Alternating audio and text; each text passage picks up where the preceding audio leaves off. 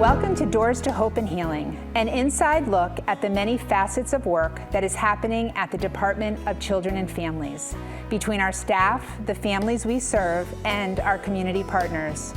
My name is Jacqueline Ford. I have had the honor of working for the department for almost 30 years. And although I may be familiar with many of the topics we bring to you, I have invited experts in those fields to help us dispel the myths and misconceptions that can often be barriers to our work. Join us as we open our doors and invite you to have a seat at our table. Sammy, thank you so much for being on Doors to Hope and Healing. It's a pleasure to have you here with us today. Thank you. You're welcome. I had a chance to read your story and familiarize myself with your journey, and I thought that your story was so inspirational, and I have no doubt that you're going to impact the viewers who are watching, because your experiences with the Department of Children and Families are reflective of our old practice model. And since your experiences, a lot of good work has been done to improve the way we work with families. And I think that you're going to be able to help us see, the then and the now when we talk today. Yeah. So before we get into your journey with DCF as a young mom, tell us a little bit about yourself now. Yes, so I'm from Bridgeport, Connecticut. I'm a mom of 5 boys. I am married to my high school sweetheart, and now April will be 15 years. Wow. And I'm an activist, I'm an advocate. Community is my life. Wow, so 5 boys, no girls in there. And a grandson, I can't forget my grandson. Oh, and your grandson, so really 6, all boys, all boys. And what are the ages of your kids? 24, 21, 20, 17, and 15, and my grandson is 1. Oh, the baby. Yes. Must be a bright spot in all of your lives, I'm sure. So take us back to those teen years. Your teen years were very difficult, and you became a young mom when you were just 15 years old. So tell us about that experience. Yeah, so I was in love with, I thought I was in love because it didn't go far, but with someone that I kind of grew up with. And I got pregnant at 15 years old. I had my son 2 days before my birthday. And then, it was okay. My mom made sure that I did everything that I had to do, and she just supported me because she wanted me to understand responsibilities and take accountability. So she kind of pushed me to where I am today. So I went to Stratford High School, and I worked. And at the time it was called Sending in Trumbull, where I was doing data entry. So I would get out of school and go to work, and get from work and go home and get my son ready for the next day. And that was the routine at 15 years old. Yeah. So your mom was helping you co-parent the baby. Yes. Yeah. And then you had the child was in daycare, your mom was co-parenting, and then you had a second child. Yes. And then after you had your children, you became involved with the Department of Children and Families. Yes. So how old were the children when you became involved with DCF? Yeah, so my oldest was at the time 3 years old, and his brother was a couple of months. I want to say like between 4 and 6 months. And that's when we got involved. And what was someone concerned about the safety? So what happened was I got up one morning and I was getting the kids ready for daycare. And I noticed a mark on my son's leg, and I called the daycare and I questioned them about it, and they said that it was there from the day before, but the director wasn't in, so they couldn't write up a report, but that, because they knew who I was and my family, they wasn't really concerned, and that was that. So I was like, okay. So I get them dressed and we get to the daycare. My mom, we dropped the kids off, and on our way to work, at that time I was working for my mother for a workers' comp insurance company in Wilton. So we're on our way to work, and I looked at my mother and I said, I don't feel comfortable leaving them. Let me call the doctor. So I called the doctor, and the doctor said, okay, bring them in. So I called the daycare and said, okay, I'm on my way back. I'm going to bring my son to the doctor to get his leg looked at. So I get there, I pick him up, I leave the oldest one, and I take the youngest one. And we get to the doctor's office, and they take us in, They examined him and they said, oh, maybe it's eczema because I was putting jeans on them at such a young age. And they said, so maybe it's irritating the skin. They gave me a cream. I said, okay. And the doctor was leaving out. I said, okay, can I get him dressed now? And he said, yeah, we're all set. I'm gonna go get a prescription and everything and give you some cream to take home as well. So I said, okay. A knock came to the door, and the doctor came back in and looked at me and said, you know, in cases like this, we would call DCF, but in this case, the daycare has already called. I was like, okay. So he was like, I need you to take the baby clothes off again. And then he looked at it and was like, oh, this looks like a cigarette burn. So I didn't know what was going on. So I called a family member and I asked them to get to the daycare and get my other son. And by the time they got there, DCF was already there. And they were questioning my son. And they said that my son stated that his father, because they had different fathers, that his father had took a cigarette and put it on his brother's leg and burnt him. And that he never wanted to see his dad again. And I told them I didn't believe it. And they told me that I was young and in love, and love is blind and all these different things. And I'm like, no, I don't believe that's what happened. And if that's the case, then wear the clothes. I was a mom who was always on top of everything. So I remember what they left with, what was in the bag. And when they came back, like, I checked. And if it wasn't there, I'm questioning, like, where's this stuff? So I was asking, well, where's the clothes? And they said that my son said that his dad had threw them away. So now we're going through this whole process. My mom does paperwork to try to get the kids to come home with her. And they denied her. She never had a record. She was an evangelist in church, a manager and had a workers, like everything was right. And they would not give her my kids. And fast forward, we go to court and everybody is like, it's a joke. They're like literally laughing and joking and looking at me and laughing and joking. And I just couldn't believe what was happening. And it was happening so fast. And I remember going to visit my kids at the DCF office on Fairfax Avenue in Bridgeport. And I remember going upstairs and the worker took me into the room and she said to me, this is what your son said. Listen, we will help you if you can just admit to that's what happened. And I told her I couldn't do that because I didn't believe it. And I didn't think that my son's father would ever do anything like that. He was helping me with a kid that wasn't even his at the time. So were you with this man at the time? Yes. So she said, well, I know you think you're in love, but this is what happened. And we're going to charge him with neglect. And if you don't admit, then, you know, it's going to be the same thing for you, and you might not never see the kids again. And I'm like, I can't admit to something that I don't believe happened. So she then came back and said to me, oh, who lives on Noble Avenue? I said, oh, my son's father and his mom. I said, why? And she said, because every time the worker rides by that house, your son is crying, saying he never wants to go back home. And I told her I did not believe it. And they pretty much told me I was in denial. So he did get charged. He did a little bit of time for that. And eventually, after 6 months, they let the boys come back. And from that point, my kids were never the same. So when your kids came back to you after 6 months, they were reunified with you. Yeah. What types of things did you have to do within those 6 months to be able to get them back home? Yeah. So the worker came to the house all the time. I couldn't have no contact with the dad. And of course, they put you through all these different programs and things like that. Back then, I don't remember going through too many.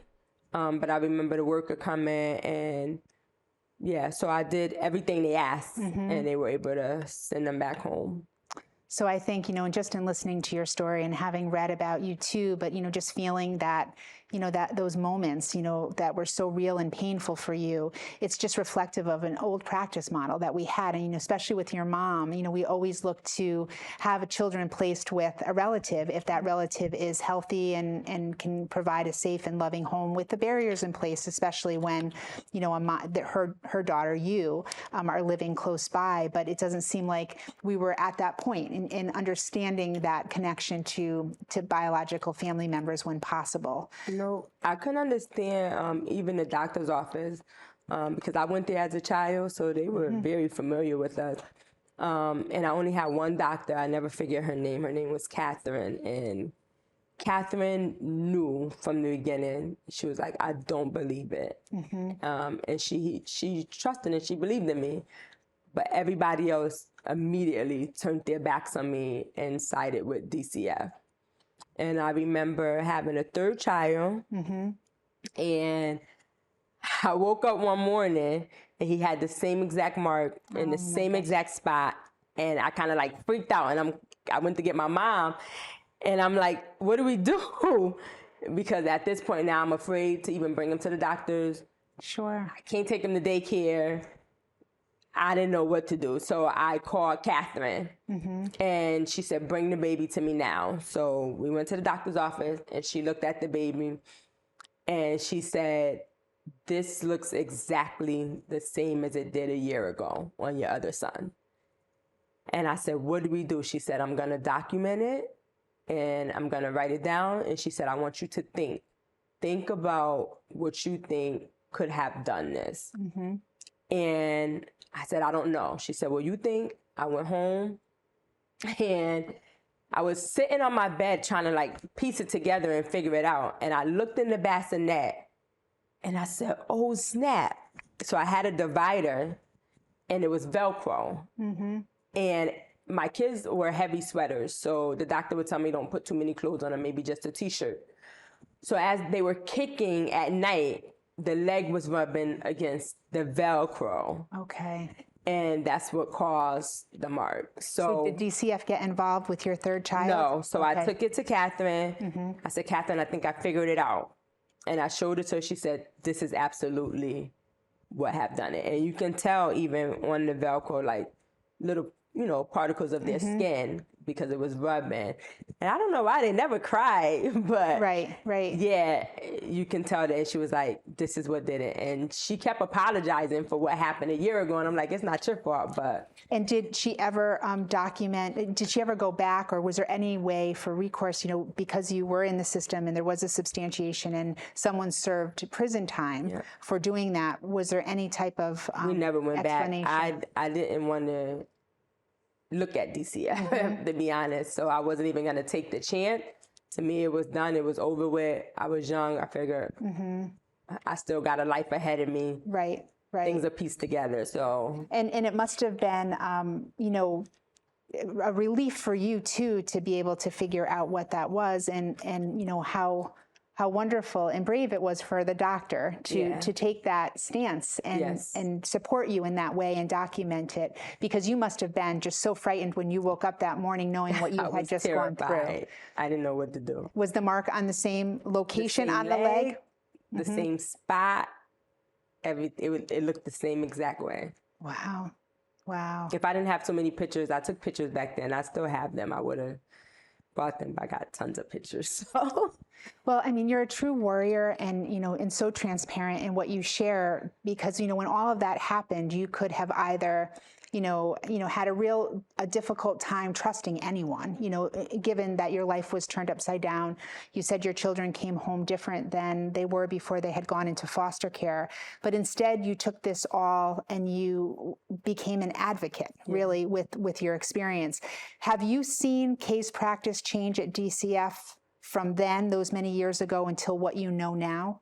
Yeah, absolutely. So I've seen where they really look to put children with family members. And I've seen where they really try hard to give the family the resources and everything that they need to reunite them. I think DCF has come a long ways. We still have some work to do, but I do feel like when we meet every month, like we're aiming towards that change. So let's talk about that. So you have a role on our State Advisory Council that we call the SAC, Yes. right? We have nicknames for everything. Right, so I like right. to say the full name so that our viewers understand. Yeah. So you were invited to have a seat at the table with the people who make big decisions, and whose voices are listened to make change, to make positive change. What did that feel like when you were invited to sit at that table on that advisory board? Yeah, so originally it started with the Regional Advisory Council. And it was a young girl who was sitting at another round table with me, the list in Bridgeport. And she said to me, I think you'll be a good fit to sit at the rack. And I didn't know what it was. And I was like, okay, I'll try it. So I went, and the very first day they said they were looking for a parent. And I was like, oh, I do it. And not knowing what I was getting myself into. I really didn't know it was so involved with DCF at the time. I just knew that it was a bunch of people at a table trying to figure out how to get resources in the community. And I sat on that, and then I want to say not many months later, the chair of the RAC came to me and she said, the SAC is looking for a parent, and I think you're like the perfect fit for it. So I was like, okay. So I went. This time we were meeting in person, so I had to drive all the way, I think it was Weathersfield at the time. I drove up to Weathersfield, and I sat in this meeting, and I was like, okay, I think I can do this. Not really sure what it was about. And the more I got engaged, the more I found out that like DCF is really trying to revamp and change policies and reunite children. And they want parents with lived experiences to help them with that process. And I couldn't turn.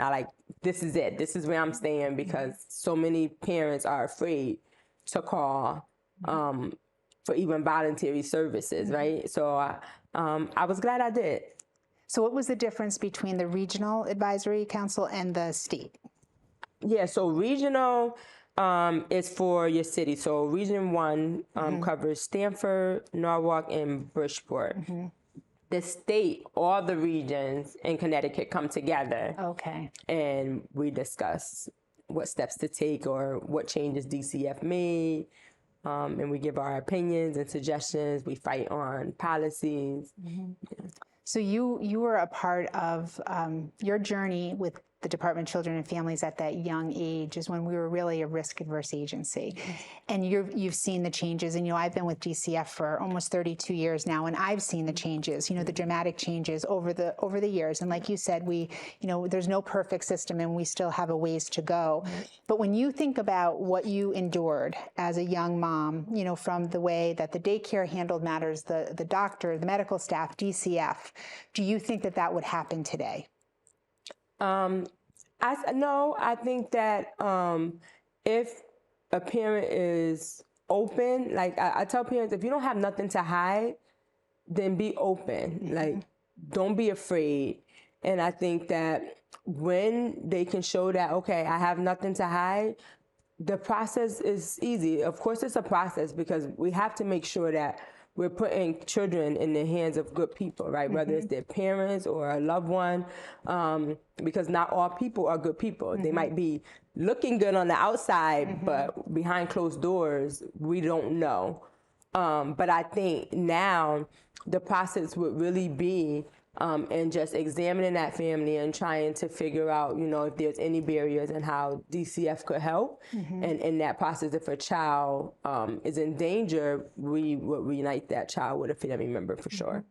Because there are those families, there can be situations like yours, but then there are families who do need that added support. Yes. But we can also do that added support and resources, and with the children still living in the home whenever it's safely possible to do so. So foster care situation isn't always necessary.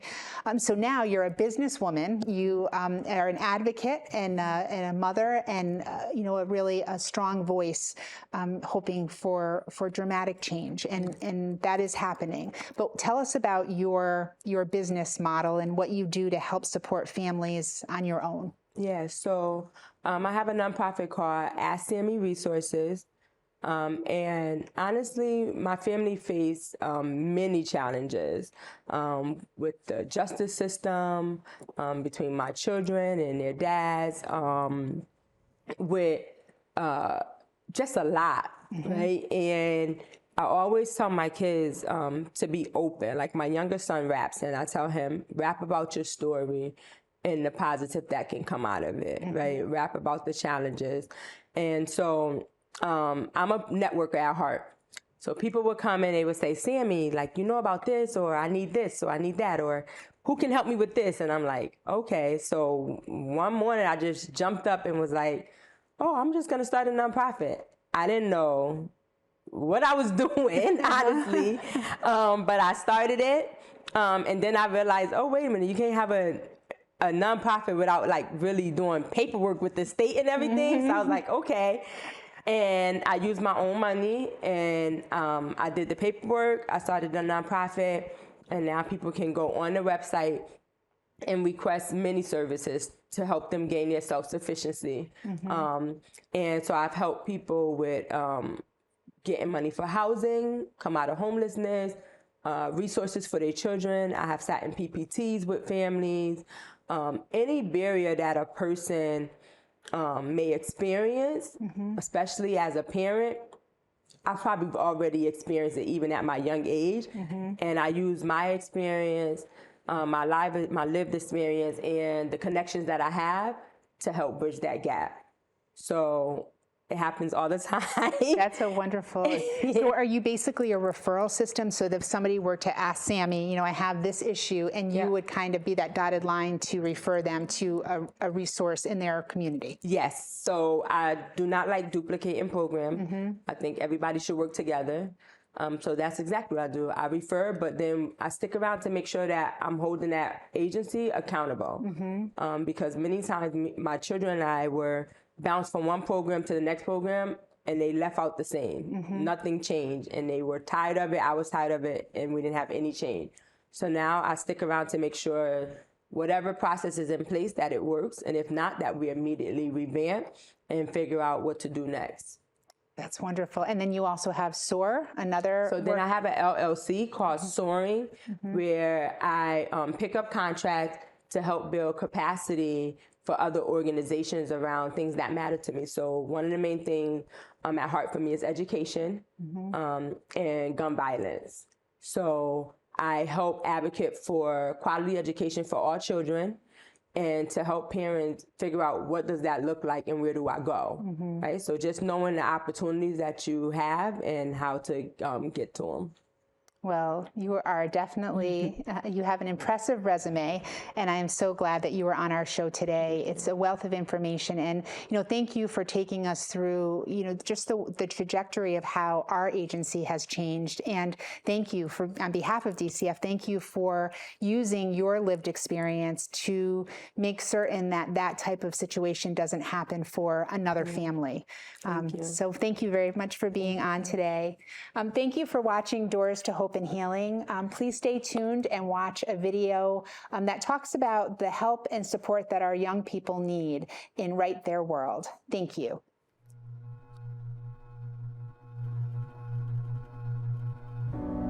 Being a teen is tough. But for teens in foster care,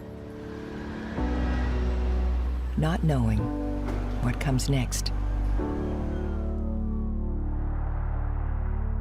their world can feel upside down.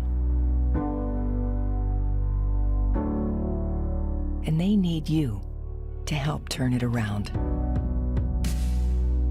Provide support, stability, hope, and right their world. Learn how you can foster a teen.